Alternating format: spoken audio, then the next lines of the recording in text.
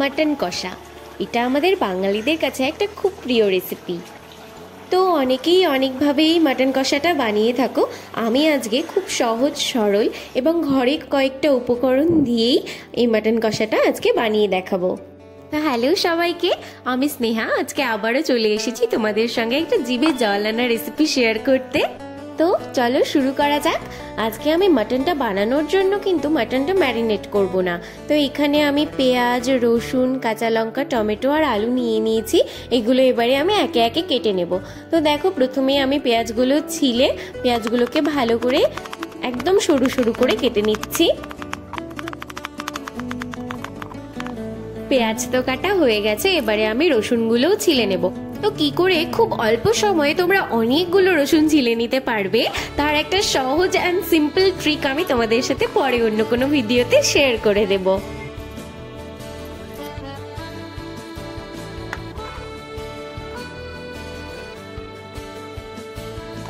তো পেঁয়াজ আর রসুন ছেলার ডান। এবারে আমি একটা টমেটো কেটে নেব। টমেটো দিলে মাংসের স্বাদটা যেন আরো দ্বিগুণ হয়ে যায়।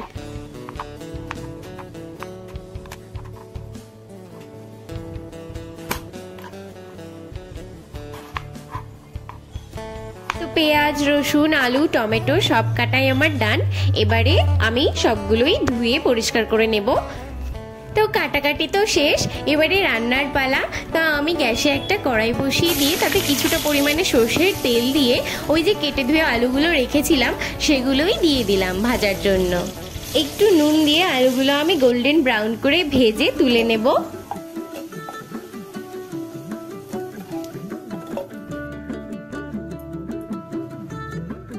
তো এবারে ওই তেলেই আমি আরো কিছুটা পরিমাণে সর্ষের তেল দিয়ে 4টে কাঁচা লঙ্কা, 1 চামচ গোটা জিরে আর কয়েকটা গরম মশলা। গরম মশলার মধ্যে আমি দিয়েছি শুধু এলাচ আর দারচিনি, আর একটা তেজপাতা দিয়ে দিয়েছি ফোড়নের জন্য।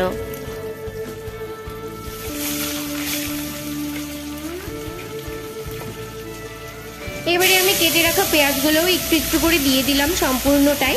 পেঁয়াজগুলোকে আমি কিছুটা পরিমাণে ভেজে নেব, বেশি ভাজবো না। পেঁয়াজগুলো অল্প ভেজে নাড়াচাড়া করে ভেজে নিয়েই আমি যে আগে থেকে রসুনগুলো ছিলে রেখেছিলাম, রসুন আর ওই টমেটো একে একে দিয়ে দেবো। তো আমি 2টো গোটা রসুনও দিয়েছিলাম এখানে।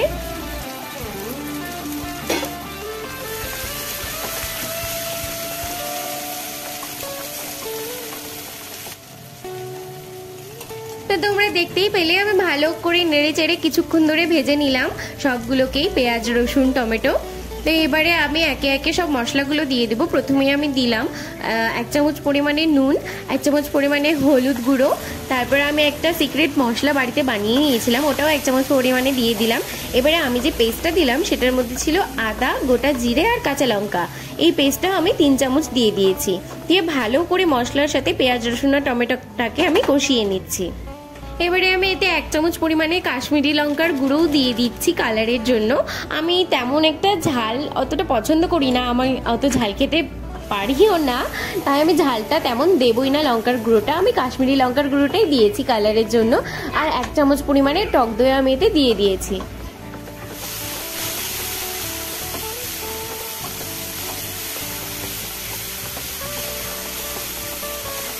তো মশলাটা আমি ভালো করে কষিয়ে নিয়েছি। দেখো তোমরা, মশলা থেকে তেলও ছেড়ে গেছে।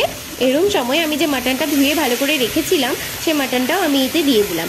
এবারে মাটনটাকে মশলার সাথে আমি ভালো করে মিশিয়ে নিচ্ছি। মিশিয়ে নেওয়া হয়ে গেলে আমি এতে কিছুটা পরিমাণে গরম জল দিয়ে দিলাম মাটনটা সেদ্ধ হবার জন্য।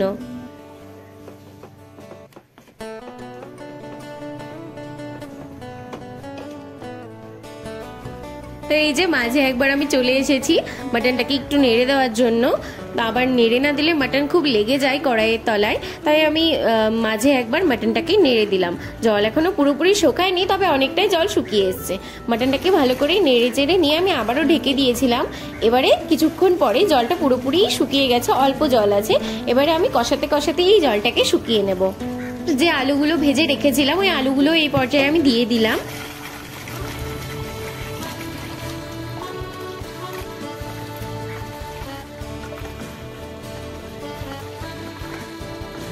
তো এবারে 1 চামচ পরিমাণে ধনে গুঁড়ো আমি এতে দিয়ে দিয়েছি। ধনে গুঁড়োটা আমি আগে দিইনি, ধনে গুঁড়োটা পরে দিলে গন্ধটা মনে হয় আরেকটু ভালো হয়, তাই আমি ধনে গুঁড়োটা পরেই দেওয়ার চেষ্টা করি কষা কষা কিছু রান্না করলে।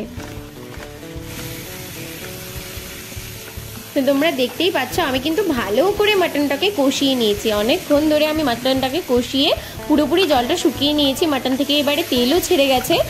এখানে মাটন কষাটাকে দেখে কার কার জিভে জল আসছে একটু বলো। রবিবারের লাঞ্চের থালিতে গরম গরম ভাতের সঙ্গে যদি এরকম মাটন কষা এক বাটি পাওয়া যায় তাহলে তো আর কোনো কথাই নেই।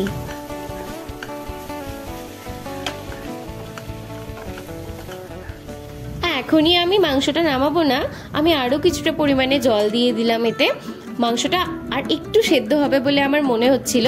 আসলে মাটন তো অত শক্ত শক্ত খেতে ভালো লাগে না, তুলতুলে মাটনটা খেতেই ভালো লাগে। তো ঝোল দিয়ে ঝোলটা ফুটে গেলে আমি এতে কিছুটা পরিমাণে গরম মশলার গুঁড়ো দিয়ে দিলাম। আমি তো মাটনে একটুও ঝোল রাখবো না, একদম পুরোপুরি কষা কষা করবো। এই পর্যায়ে দেখো মাটনটাকে কি জুসি লাগছে দেখতে। তা আমি যে ঘরে যে মশলাটা বানিয়ে রেখেছিলাম ওটাই আবারও শেষ পর্যায়ে হাফ চামচ পরিমাণে দিয়ে দিলাম। দিয়ে নেড়ে চেড়ে আমি গ্যাসের ফ্লেমটা এবার বন্ধ করে দেব। বন্ধ করে আমি কিছুক্ষণ এরকমই মাংসটাকে ঢেকে রেখে দেব।